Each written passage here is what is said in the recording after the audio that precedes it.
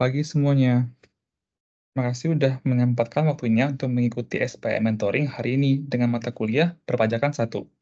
Mentoring hari ini akan diisi oleh Kenda dari Akuntansi 2021. Untuk mempersingkat waktu, kepada Kenda, waktu dan tempat kami persilahkan. Oke, thank you Kamal. Ini suara gue kedengaran kan ya? Dengeran. Oke, gue izin share screen ya.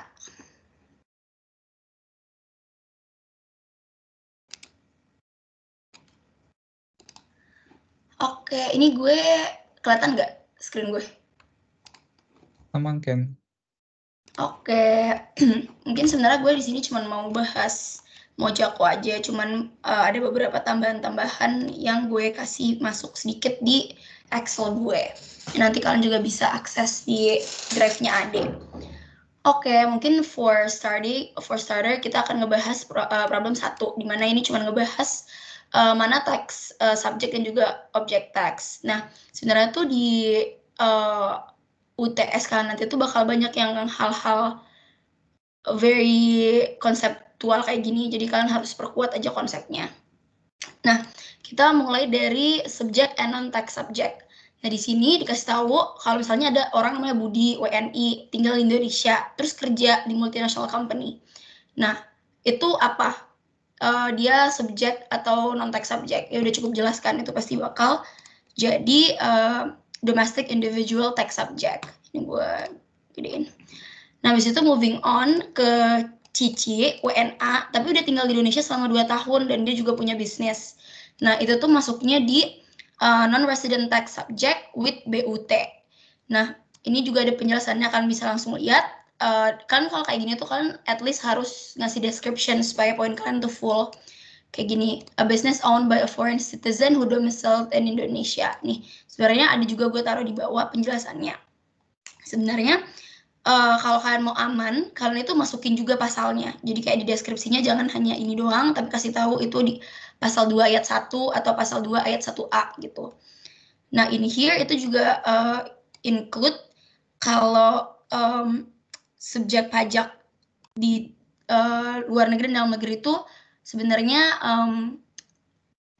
syaratnya apa. Kayak misalnya contohnya, dia udah di Indonesia lebih daripada 183 hari dalam jangka waktu 12 bulan gitu-gitu, kan udah dikasih tahu juga dia itu living in Indonesia berapa tahun, jadi masuknya subjek pajak gitu. Lalu moving on, di sini katanya Dini itu dia inherit house dari orang tuanya udah meninggal, dan Dini rents the house out to other people.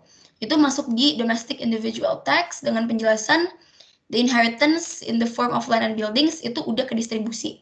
Nah, itu sebenarnya juga masuk di sini. Kalau kalian lihat di pasal 2, warisan yang belum terbagi sebagai satu kesatuan bersifat menggantikan yang berhak. Jadi, itu bakal masuk sebagai tax subject.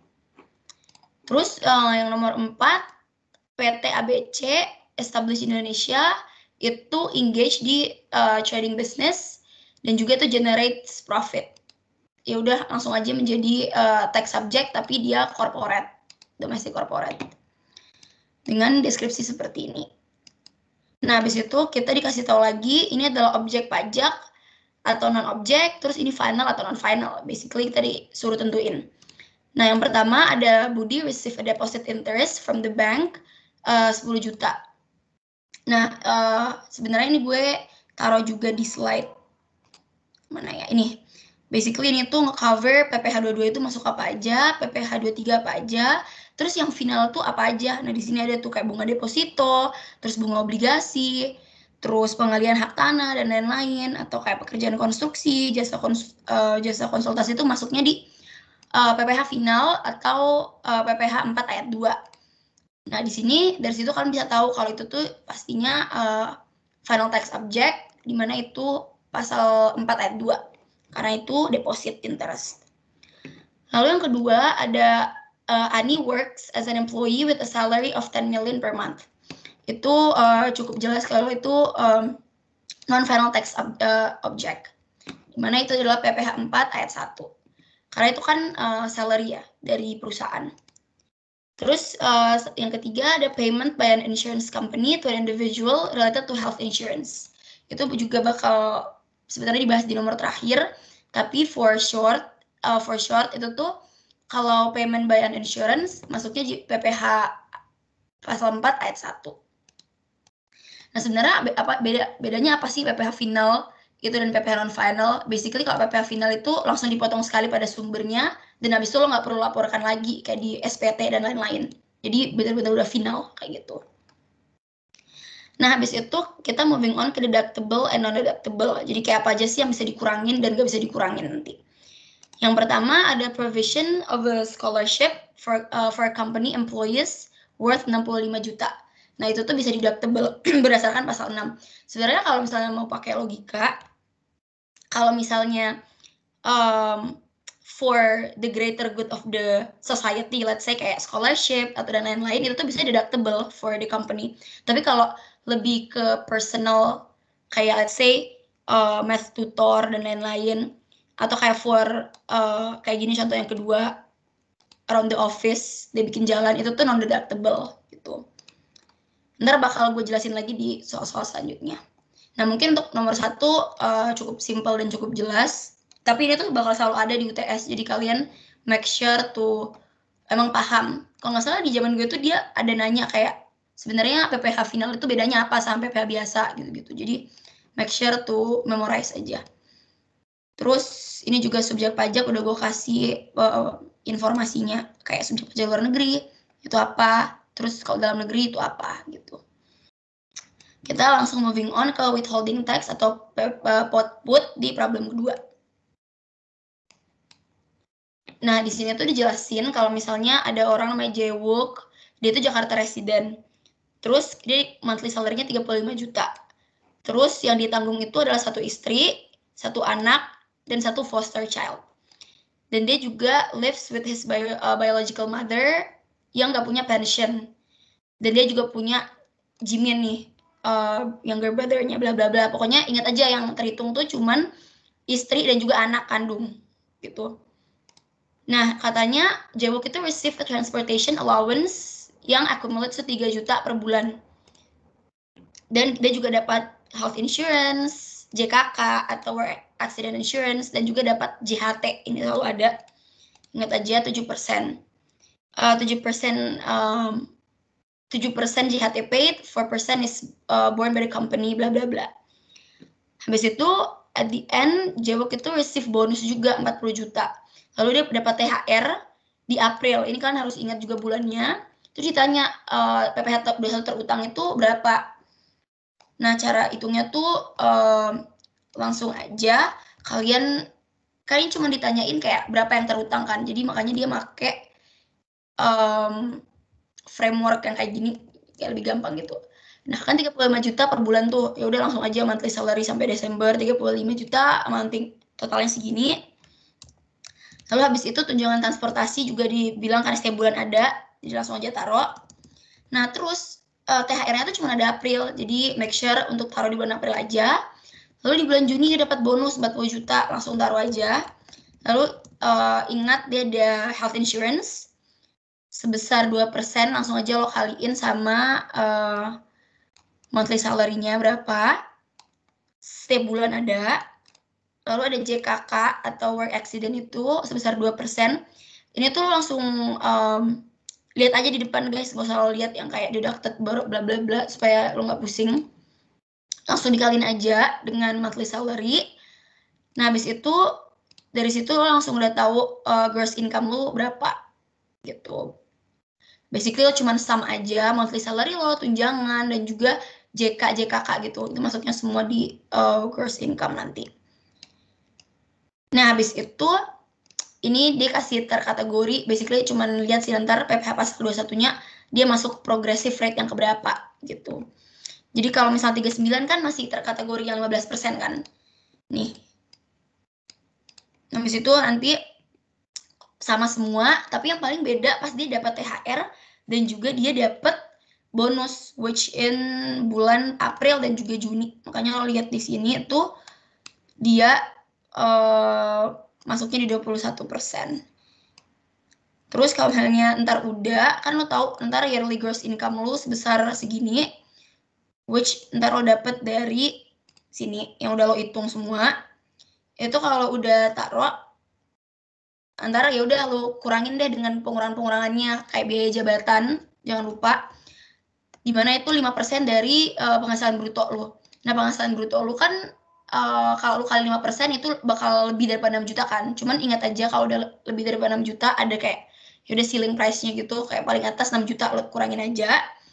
Lalu JHT ditanggung oleh pekerja, which is 3% kali gaji per tahun. Yang ada di sini juga kalau lihat nih, is borne by 3% is borne by Jaewok himself atau ditanggung sama Jaewok, itu bakal jadi pengurang PPh 21 lo. Nah, ntar kalau hanya lo tambah semua total subtraction-nya segini, terus lo kurang deh net income lo ntar berapa, jadi segini. Lalu ntar habis masih lo harus kurangin lagi dengan PTKP lo. Nah, ya udah, pertama ada istri, terus tanggungannya 2. Ingat, tanggungannya itu cuman boleh yang berhubungan darah. Jadi kayak foster child dia tadi itu nggak kemasuk, tapi biological momnya masuk, yang nggak punya pension fund ini. Jadi ntar 5.400.000 lo tambah dengan 4,5 juta lo kali 3 karena soalnya ada 3 tanggungan gitu. Ya udah, PKP-nya sama dengan 400 juta per tahun. Ini tuh basically yang bisa lo pajak gitu. Udah deh, habis itu lo hitung deh PPh-nya yang progresif kayak tadi itu. Jadi kayak yang pertama kan ada 5%, 0 sampai 60 juta kan. Ya udah deh, lo kali aja. Lo kali di angka atasnya, which is 60 juta kan. 60 juta lo kali 5%, 3 juta. Nah, habis itu, ini kan batas akhirnya 250 juta kan. Itu tuh masih lo kurangin dulu dengan 60 juta. Batas tinggi yang tahun sebelumnya. Ya, I know it's confusing, tapi kayak gitu guys, emang perhitungan pajak di Indonesia. Jadi yang lo hitung 15%, lo kali 190 juta. 190 juta ini lo dapat dari mana? Dari 250, lo kurang 60 juta. Nah, habis itu masuk di tarif yang selanjutnya, which is 25%. Lo langsung aja deh taruh PKP lo berapa. Terus habis itu lo kurang sama 250 juta. Lalu lo kali deh 25%. Kayak gitu. Lo dapat segini. Yaudah deh, PPh terutang setahun lo bakal lo tambah ini semua, yaitu 83 juta. Gitu. Terus di sini ada PPh 21 yang tadi dipotong sampai November 2024. Dapat dari mana itu basically ini, wait. Ini. Terus kan itu udah dipotong sampai November 2024 kan yang lo hitung tadi. Sedangkan yang terutang tuh 83. Yaudah deh, berarti masih ada sisanya, itu menjadi PPh 21 yang harus dipotong di bulan Desember 2024. Sebenarnya sesimpel ini aja. Lalu udah deh, yang penting lo udah tahu PPh yang terutangnya itu berapa. Lalu kita moving on ke problem 3. Betul, kalau ada yang mau bertanya, lo langsung bisa cut gue aja. Nah, buat PPh 21 ini untuk pegawai tidak tetap, dan seingat gue di UTS gue tahun lalu itu ini masuk dan banyak kebingungan, jadi kayak make sure tuh pahamin ini aja. Jadi kan kalau misalnya lo ingat, kalau misalnya ada contract worker bukan full time itu tuh PPh-nya beda lagi, kayak rate-nya beda.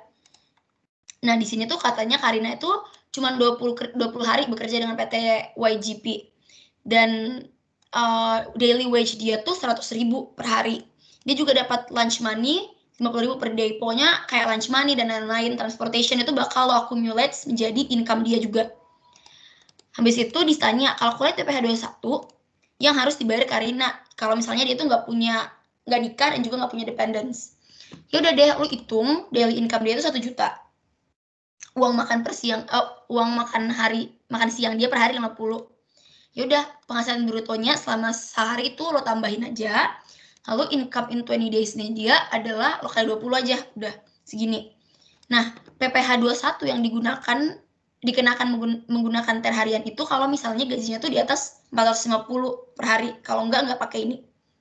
Ya udah deh, rate-nya itu adalah 0,5% lo kali penghasilan bruto harian. which hasilnya sama dengan 5.250. Ya udah deh, habis itu total PPh 21-nya lo kali aja 0,5% lo kali dengan 21 juta. Nah, itu tuh ntar bakal jadi total PPh dia selama dia kerja 20 hari itu, which is 100.000. Kayak gitu. Lalu moving on, kita ke problem 4. Masih tentang output withholding tax. Tapi ini tentang foreigner. PPh 26 ya, langsung aja 20% gitu sebenarnya. Jadi di soalnya ini dia tuh kerja dari 2024 dan dia tuh expat. Dan dia kontrak selama 3 bulan sampai Maret 2024. Nah, dia itu nikah dan dia juga punya 3 dependents. Honorarium dia 7.000 per bulan, dan ingat ya kalau misalnya ada rate gini lo tuh selalu pakai KMK rate, bukan BI rate atau kayak rate yang lain. Ingat aja yang KMK yang lo pakai. Sebesar 15.000 per USD. Ditanya deh how much income tax yang harus dibayar. Nah, kita kan tahu gaji per bulan dia 7. Oh, ini kalau mau baca James itu NA dengan kontrak 3 bulan. Di mana itu tuh masih kurang dari 183 hari. Kalau hitung Januari ke Maret itu kan cuma 3 bulan ya. Mungkin cuma 90-an hari doang. Sementara kalau lihat di sini, subjek pajak dalam negeri itu harus lebih daripada 183 hari di Indonesia. Gitu. Jadi kalau enggak, dia tuh subjek pajak luar negeri kena PPh 26. Nah, kalau udah determine itu, lanjut aja perhitungan yang kayak tadi gue bilang. Gajinya 7.000, kurs KMK berapa? Ya udah deh, DPP-nya segini. Habis itu, ini kan kalau misalnya nggak disebutin di soal, nggak ada tax treaty. Jadi biasanya kan kalau ada tax treaty countries itu, lo ada special rate atau enggak lo nggak kena tax gitu. Nah, ini kan nggak ada. Ya udah lo asumsiin aja nggak ada tax treaty. Ya udah deh, lo tahu DPP-nya 109. Kalau udah, yaudah deh, lo langsung aja kali 20%. Ingat, tarif PPh 26 itu cuma 20% aja.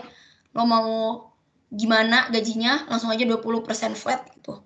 Yaudah deh, lo tahu tarif PPh 26-nya adalah 21 juta. Gitu. Kita habis itu moving on ke problem 5. Nah, problem 5 ini basically juga lumayan gampang sih, kayak lo cuma dikasih tahu soalnya, habis itu lo disuruh identify PPh terutangnya apa, pemotongnya apa, penyetornya siapa, pelaporan siapa, yang kreditin siapa, terus kayak DPP, tarif, terus kayak imbalan yang diterima pihak terutang PPh berapa gitu. Ini tuh selalu ada lagi di UTSG juga ada. Ini kayak lo lihat, identify who acts as the withholder, depositor, bla bla bla. Habis itu deadline untuk depositing and reporting apa. Terus identify PPh-nya berapa gitu. Ya udah, kita mulai dari yang pertama. PT Nicole and Partners receive a price of 40 juta after being selected as the most efficient company, bla bla bla. Ya udah, intinya dia dapat hadiah. Price itu hadiah kan. Nah, kita mau tahu nih PPh-nya masuknya PPh berapa. Lo lihat lagi catatan yang gini. Kalau hadiah itu langsung lo kenakan PPh 23, which di sini 15% hadiah. Ini lo lihat yang poin keempat, hadiah, penghargaan, bonus, bla bla bla, itu langsung 15%. Lo lihat lagi di sini, pemotong itu mencatat utang pajak, bla bla bla, terus yang dipotong mencatat pajak, bla bla bla, itu cuman detail saja sih. Tapi habis itu kalau udah tahu itu PPh 23, pemotongnya PT Kompak, karena ini pot-put, jadi pasti kalau yang nge-held itu PT Kompak, berarti yang motong juga PT Kompak, penyetor PPh-nya juga PT Kompak, pelapornya juga bakal PT yang ngasih, terus yang kreditin nanti yang menerima, which is PT Nicole dan juga rekan. Batas waktu, ini sebenarnya lo hafal aja guys, kayak batas waktu gini-gini. Dimana pemotongan itu saat hadiah diumumkan, lalu penyetoran itu setiap tanggal 10 Maret Jadi setiap tanggal 10 di bulan berikutnya. Habis itu pelaporannya biasa ya, pasti tanggal 20 di bulan berikutnya.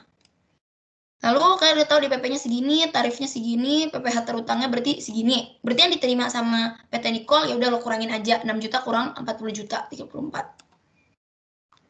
Selanjutnya, PT KSP uses research and development services for PTPS with a cost of 100 juta to create their new product. Oke, berarti ini kan basically lu memakai service kan, karena uses research and development services dari PTPS. Dimana itu akan menjadi PPh jasa. PPh jasa itu di 23. Yaudah, kita lihat lagi PPh 23 ada nih jasa. Imbalan sehubungan dengan jasa bla bla bla itu tuh 20%. Ups, yaudah deh. Langsung aja PPh 23 jasa 2%, 100 juta. Nah, kalau misalnya lo mau tahu batas waktu dan lain-lain, lo kembali lagi aja ke sini, dikasih tahu nih, terutang, penyetoran, pelaporannya kapan, which is 20 hari setelah masa pajak berakhir, penyetoran tanggal 10 bulan takwim, gini-gini. Dan kalau misalnya ntar nggak memiliki NPWP, let's say di soalnya nggak memiliki NPWP, lo lihat aja deh di sini juga ada peraturannya. Kalau nggak memiliki NPWP, tarifnya itu lebih tinggi dikali 2 itu 100%. 100%. Gitu deh. Yaudah, ini pemotong PPh-nya PT KSP yang nyetor juga. Terus yang kreditkan itu pasti yang nerima. Gitu deh. Terus DPP-nya segini, ntar yang didapat imbalannya adalah dikurangin dengan PPh-nya. Jadi sebenarnya withholding tax itu konsepnya kayak gitu, karena yang motong itu supaya gampang adalah yang perform the service gitu. Yang perform yang either yang nerima. Pokoknya bukan hanya satu orang aja yang ngepotong supaya lebih simple gitu. Itu adalah konsep PPh output atau withholding tax. Lalu lanjut, PT Katara itu rented BMW car for the director needs at a cost of IDR 40 juta. Ya udah, kalau misalnya dia nyewa, selain sewa tanah dan bangunan itu, lu ingat aja kalau misalnya dia ada kayak nyewa-nyewa, jasa dan lain-lain, itu pasti PPh 23. Yang paling banyak juga digunakan di perusahaan-perusahaan yang PPh 23. Tapi kalau misalnya kalau PPh 23 selain kayak nyewa-nyewa tanah dan bangunan itu, nih gimana ya cara jelasinnya supaya simple. Jadi tuh orang tuh suka banyak nge-mistake antara nyewa biasa dengan nyewa tanah dan bangunan. Jadi kalau misalnya lu nyewa-nyewa tanah dan bangunan, itu tuh masuknya di PPh final atau pasal 4 ayat 2. Nih kalau lihat kayak penyewaan tanah atau bangunan itu 10%. Tapi selain dari nyewa-nyewa dua hal tersebut, itu tuh pasti masuknya di 2% atau di PPh 23. Ingat aja itu selain sewa tanah dan bangunan, ya udah PPh 23 pasti, which 2%. Tapi kalau tanah dan bangunan 10% di PPh final. Gitu. Ya udah, ini juga habis itu yang pemotong penyetor PPh itu PT Katara. Habis itu yang bakal mengkreditkan itu PT Eng. Ya udah, ini lanjutannya sama kayak di atas. Literally ini semua sama. Karena sama-sama PPh 23. Yaudah deh, 2% dikali segini hasilnya. Yaudah deh, yang diimbalkan lo kurangin aja dengan PPh-nya. 39,2 gitu. Jadi ntar itu kalau misalnya prakteknya di dunia nyata, dia kan nyewa mobil tuh di PT Eng. Ntar tuh yang bikin kayak faktur pajak dan lain-lain itu semuanya tuh PT Katara. PT Eng itu literally langsung cuma dapat 39 jutanya aja gitu. Oke, udah untuk ini nih, kalau gue bisa go through kayak gini. Jadi PPh 22 itu basically, ini tuh agak jarang sih PPh 22. Cuman ingat aja, barang sangat mewah, aktivitas di industri tertentu, impor, kayak nilai impor pakai chief tambah bea masuk, pungutan lain-lain bla bla bla, itu semua itu di PPh 22. Nah, 23 ini yang banyak suka masuk, bunga, dividen, royalti, terus kayak sewa dan jasa, itu PPh 23. Terus PPh final ayat pasal 4 ayat 2 itu kayak deposito, bunga obligasi, terus pengalihan hak tanah atau bangunan, terus kayak sewa tanah atau bangunan. Lalu ada juga kayak pekerja konstruksi. Kayak ini kayak lumayan spesifik lah ya, masuknya tuh di final juga. Oke, itu buat PPH output.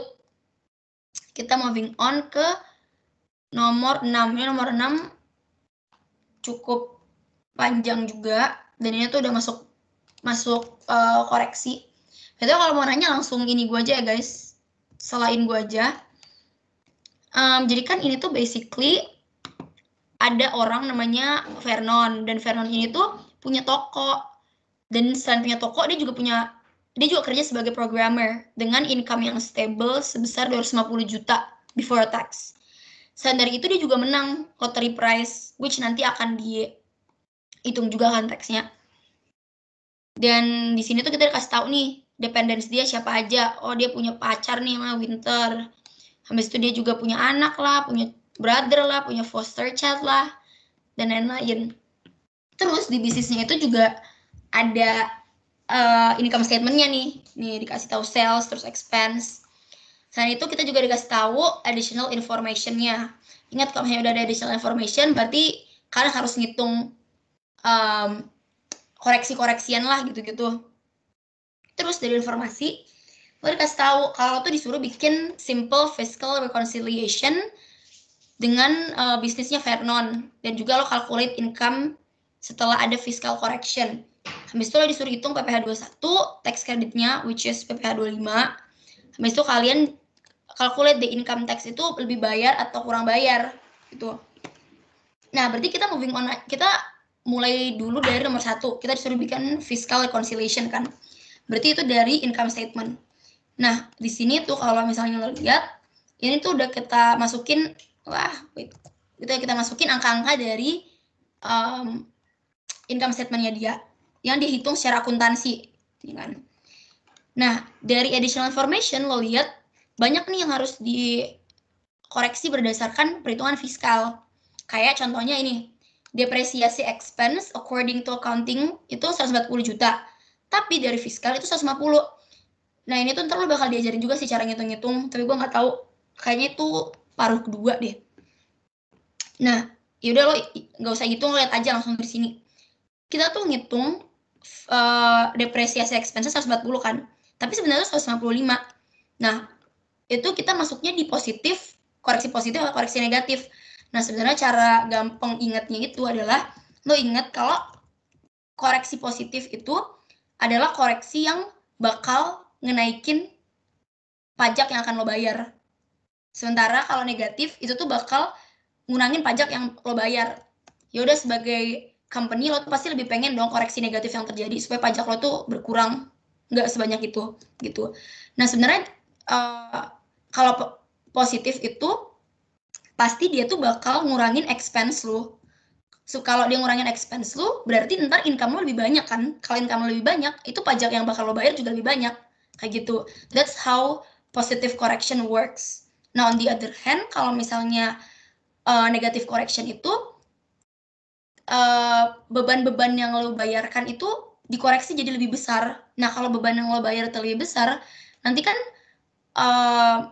net income lo jadinya lebih kecil dong, karena dikurangin beban yang lebih besar. Kalau income lo kecil, ya udah deh, pajak lo juga bakal kecil karena dikalinya bakal dari pajak lo. Kayak gitu simpelnya. Nah, kalau depresiasi ini kan beban ya. Terus bebannya tuh lebih gede sebenarnya. Ya udah deh, kalau bebannya lebih gede itu pasti masuk di koreksi negatif karena ya beban lo lebih gede, laba lo lebih kecil, dan nanti pajak lo lebih kecil dong, kayak gitu. Nah, jadinya di sini depresiasi expense 140. Terus negative correction kita ditambah 15.000. Kenapa? Karena sebenarnya adalah angkanya adalah 155.000 kayak gini. Jadi kayak selisihnya gitu aja. Lalu ada salaries and allowance include paying 360 juta for 3 household assistants who take care of Pak Agus family needs. Nah ini tuh harus lo koreksi juga. Kenapa? Karena ini kan for company needs ya. Terus tiba-tiba ternyata di salaries and allowance dia tuh masukin ART dia, ART personal, which is nggak relevan kan. Jadi dari salaries and wages sebesar 2M ini, lo kurangin deh 360 itu. Karena itu tuh harusnya bukan tanggungannya perusahaan. Yaudah deh, karena itu ngurangin beban lo, otomatis nanti income lo jadi lebih tinggi karena beban lo kecil. Pajak lo jadinya lebih besar, yaudah deh lo taruh di positif, which is yang naikin pajak lo akhirnya. Di sini minus 360. Karena lo kurangin kan, totalnya fiscal income statement lo harusnya 2,1 buat salaries and wages. Lalu moving on, kita ke transportation expense 200 juta. Itu tuh for family needs and recreation for Daebak album employees. Jadi ingat kalau misalnya hal-hal yang gak relevan dengan produksi, kayak let's say, oh malah untuk keluarganya, lalu untuk rekreasi employees, ya benar sih untuk employees, tapi kan itu for recreational ya, itu tuh nggak masuk buat mau bisa mengurangin expense lu supaya ntar laba lu kecil dan pajak lu kecil, itu nggak boleh. Yaudah deh, lo kurangin 200 juta di positif correction. Lalu habis itu dibilang di sini di other expense, di akun other expense, which di sini nih, itu tuh ada following cost. Yang pertama, assistance of social infrastructure and other form of facilities infrastructure sebesar 150 in the form of money. Nih gue nyatet di sini. Nih, ingat kalau misalnya itu kayak development of social infrastructure dan juga fasilitas dan infrastructure, itu kan kayak ya for the greater good lah, dan juga itu kayak bisa nge-contribute ke operating company. Oke, itu nggak apa-apa lo expense, nggak apa lo bebankan gitu. Jadi ini nggak usah lo keluarin dari beban lo. Terus PBB fee 55 juta itu untuk Vernon's private house. Ya udah jelas dong, ini nggak contributing to operatingnya company. Lo kurangin deh positive correction buat PBB ini. Selain dari itu, rent expense for a shop a year is 750 juta. Nah, karena ini itu for shop, which is also contributing to the operating dari company, kayak dia nyewa tempat gitulah untuk company-nya. Ya udahlah, itu nggak usah dikurangin, nggak usah dikoreksi gitu. Nah, selanjutnya di entertainment expense. Ya udahlah, kalau ada kata entertainment ini udah kayak nggak terlalu penting kan. Tapi kalau misalnya ada nominative list atau kayak ada, ya pokoknya ada alasannya lah, which is nominative list itu justifikasinya, dan ada supporting dokumen, itu tuh nggak apa-apa lo masukin di beban lo. Tapi kalau misalnya kayak gini nih, 200 juta adalah cost yang nggak punya nothing to do with the business activities, itu 40 juta dari 200 juta itu berarti lo harus kurangin, lo harus positif koreksi, lo nggak bisa bebaninnya tuh. Yaudah deh, kasih masuk aja entertainment expense non business related 40 juta. Habis itu selanjutnya ada lagi entertainment expense related ke bisnis, tapi itu nggak punya nominal list atau nggak punya nominative list. Pokoknya kalau nggak punya gitu-gitu, lo pasti nggak boleh bebanin lah, lo jadiin koreksi. Yaudah deh, kita koreksi. Habis itu dari other expense ini udah selesai, itu doang yang terjadi. Berarti koreksi kita semuanya positif, dan total koreksi positifnya adalah 210 juta buat other expense. Jadi ada other expense, kita kurangin 210. Totalnya segini, jadinya fiscal income statement-nya. Habis itu kita iniin dulu, abaikan dulu, kita ngitung dulu buat fiscal income statement kita. Yaudah deh, ini totalnya tadi yang dikoreksi, selisihnya ada di sini, atau yang dikurangin kayak gini-ginian tadi, itu udah. Totalnya income statement net income-nya tuh sebesar 34,6. Sementara net income yang awalnya dia tulis berdasarkan akuntansi itu 33 juta. Beda kan? Nah, itulah mengapa dibuat adjustment kayak gini. Udah 34,6. Nah, angka fiskal ini yang nantinya akan dipajakin, bukan angka ini. Gitu. Nah, udah deh, kita lanjut aja perhitungan PKP nih. Perhitungan PKP, fiscal income kita segini. Habis itu kita ada programmer income, which itu 250 juta. Kita lihat di soal awal tadi, sebesar ini. Lalu, kita tahu deh gross income kita adalah 34,8. udah ditambah sama income yang lain-lain. Nah, non-taxable income atau yang kita kurangin adalah karena kita udah menikah, habis itu kita tambahin juga dengan kita punya anak tadi, dan juga ini, anak 2. Jadi kita dikalikan 2, habis itu taxable income jadinya ini kurangin sama ini, jadinya 34,8 juta. Ini yang akan jadiin income, karena kita udah tambahkan dengan programmer income, lalu kita kurangin juga dengan non-taxable income, tanggungan kita, kayak gitu. Ini kan kayak gini, Gio kan 20 tahun, dia tuh anaknya. Tapi dia tuh udah kerja, jadi udah nggak ditanggung. Sementara Minji anaknya masih high school student, dan juga dia punya istri, makanya ini dikali 2 tadi. Udah deh, taxable income segini. Lalu kita hitung PPh calculation-nya, seperti yang kayak tadi gue bilang, progresif, kayak gimana. 5% kali 60 berapa, habis itu 60 lo kurang 250, lo kali 15%, segini. Lalu 250 lo kurang 500 juta, lo kali 25%, soalnya segini. Habis itu 5 miliar lo kurang 500 juta, lo kali 30%. Nah, habis itu yang paling akhir, PKP, which is 34, ini 34,8, lo kurang 5 miliar, sama lo kali 35%. Itu pokoknya udah strata paling tinggi, kayak gini perhitungannya. Yaudah deh, total PPh terutang lo adalah 11,8 juta. 11,8 miliar. Nah, habis itu, ini kita ngitung kredit pajak nih. Wait, nih. Not touch. Nah, ini dikasih tahu di sini kalau Vernon honorarium as programmer itu tax deductible in the amount of 17,17 juta gitulah. Nah, PPh 22 kita itu 1,5% dikali dengan 500 juta, which are itu adalah the sales of PT MSF, which tax has been deducted juga. Jadi yang udah dideducted lo taruh di sini.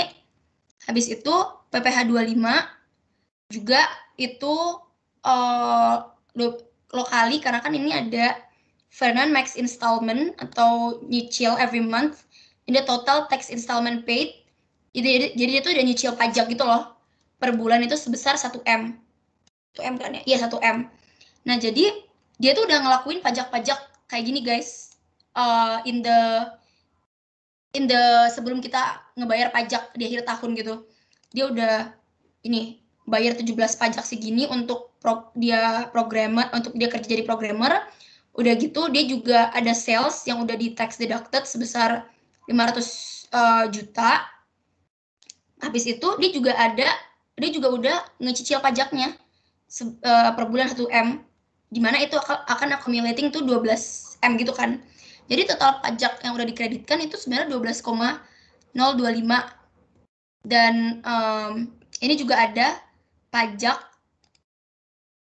final for lottery prize sebesar ini. Dan ya udah deh, kalau udah kayak gitu, lo hitung aja PPh yang harusnya terutang kita kan 11. Sementara total kredit pajak yang udah kita bayarkan adalah segini. Yaudah deh, kita tuh pajak lebih bayar. Karena kita udah nyicil juga, dan kita juga udah ada deductible tax dari income kita.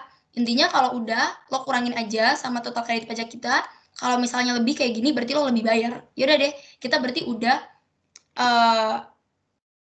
determine that the income tax itu overpaid atau udah lebih bayar, gitu aja. Mungkin ini agak confusing sih. Cuma intinya lo ingat aja deh kalau misalnya ini juga bahasa Inggris sih, jadi agak sulit, agak membingungkan bahasa Inggrisnya.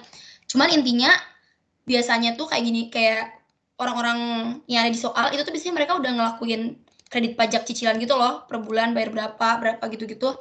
Ntar lo kaliin 12 aja, terus lo hitung deh PPh terutangnya, kalau lebih gede PPh installmentnya, yaudah berarti lo lebih bayar, gitu aja. Gitu deh. Kalau udah, kalau nggak ada yang mau bertanya, kita langsung moving on aja ke problem 7. Nah, ini seingat gue, di UTS gue juga ada 2 tuh yang bener-bener kayak konseptual banget, yang nomor pertama dan nomor terakhir. Dan nomor terakhir itu seingat gue kayak gini deh. Dan dia juga nanya kayak apa ini tanya kemarin itu ya? Yang itu yang sebenarnya final itu bedanya apa sih sama yang biasa? Seingat gue ada di soal gue kayak gitu.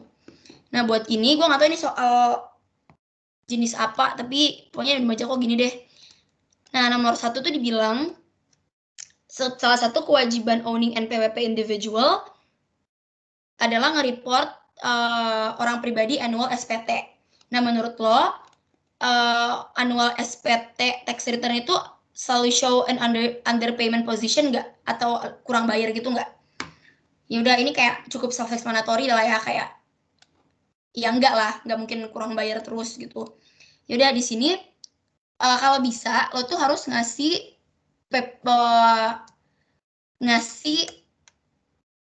apa sih kayak pasal-pasalnya itu juga supaya lebih opini lo tuh lebih kuat gitulah.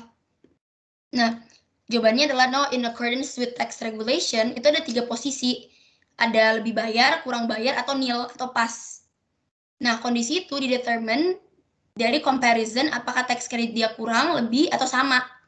Jadi, OP on annual tax return itu nggak bisa, nggak hanya kurang bayar doang, gitu.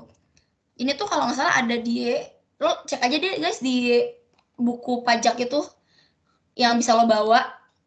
Harusnya di awal-awal tuh ada mengenai ini. Cuman kalau misalnya lo nggak nemuin juga nggak apa sih, yang penting lo reasonable aja opini lo gitu. Lalu moving on, explain when insurance and pension contributions are tax objects or not tax objects. Ini sebenarnya agak tricky sih, soalnya kayak lo nggak bisa pakai logika juga mengenai ini. Jadi lo harus inget.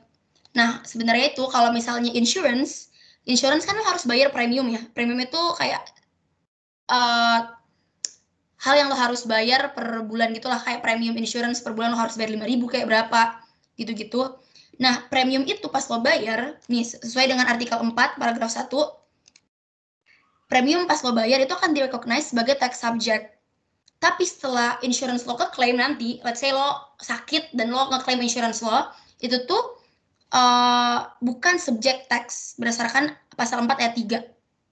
Itu, ingat aja pas lo bayar premium, itu tax subject, tapi pas lo reimburse atau lo ngeklaim itu insurance lo, itu udah bukan lagi tax subject. Nah, sementara itu kalau pensiun, dana pensiun itu tuh the other way around, which is pas lo nge-paying pension contributions, biasanya tuh di SPT setiap bulan itu karyawan itu ngebayar pension contribution dia. Nah, itu tuh bukan tax object. Jadi bisa dikurangin di tax object. Tapi kalau misalnya nanti lo udah pensiun di akhir masa jabatan lo kan bakal dikasih uang pensiun lo kan. Nah itu tuh akan jadi tax subject. Makanya kalau lo lihat biasanya soal-soal kayak oh ya dia pensiun kasih uang 1M, itu tuh bakal jadi pajak, subjek pajak nantinya. Gitu intinya, there must be satu kali dia dikena pajak. Jadi kalau dia 2 kali dihitung gini, nggak mungkin dua-duanya pajak atau dua-duanya nggak kena pajak, pasti ada salah satu yang menjadi subject of tax. Nah, nomor terakhir di sini, why should orang pribadi taxpayer who do bookkeeping carry out fiscal reconciliation and state at least 2 types of item that must be corrected along with the examples. Nah, ya seperti yang di sini jawabannya di sini, basically yang melakukan bookkeeping itu required to carry out reconciliation karena ada beberapa perbedaan yang terjadi kayak di provisi accounting dan juga nanti fiskalnya, kayak misalnya expense recognition yang seperti kita kerjain tadi, ada kayak perbedaan gitu kan. Adalah bla bla bla, fiscal reconciliation itu dilakukan karena harus make sure kalau misalnya financial reports-nya tuh udah sesuai dengan fiskalnya gitu. Terus kan ini sebenarnya ditanya nih, kenapa harus 2 types? Nah, di sini jawab nggak ya? Example of items corrected, meanwhile expenses outside bla bla bla. Yaudah sih, pokoknya jawabannya yaudah lo harus make sure aja karena bakal ada yang didedak, ada yang bakal dikoreksi juga dan lain-lain. Paling hafal aja sih guys ini. Sama jangan lupa bawa buku lo itu aja. Karena bakal boleh bawa juga, dan itu bakal sangat ngebantu buat lo ngekutip-kutip pasal-pasal lo di buku lo nantinya. Itu sih, sebenarnya buat pajak ini nggak ada orang yang pinter pajak langsung. Kayak literally yang pinter pajak itu lo harus hafal aja sih kayak tarifnya dan lain-lain dan cara kerjanya. Gitu. Buat Mojako sebenarnya udah. Dan kalau misalnya ada yang mau nanya, mungkin boleh PC gue aja, atau kalau mau ada nanya di sini, ada nggak guys? Oke, gue anggap udah nggak ada yang mau nanya. Kalau ada yang mau nanya mengenai kunjau gue, ini kan kunjaunya Spamen sih, tapi ada kayak penjelasan-penjelasan, bisa tanya ke Ade aja atau PC gue langsung. Oke, mungkin udah, kalau udah gak ada yang bertanya, itu aja dari gue. Thank you guys yang udah merhatiin. Ini gue stop sharing dulu. Oke, thank you Kenda udah ngasih materi tentang perpajakan.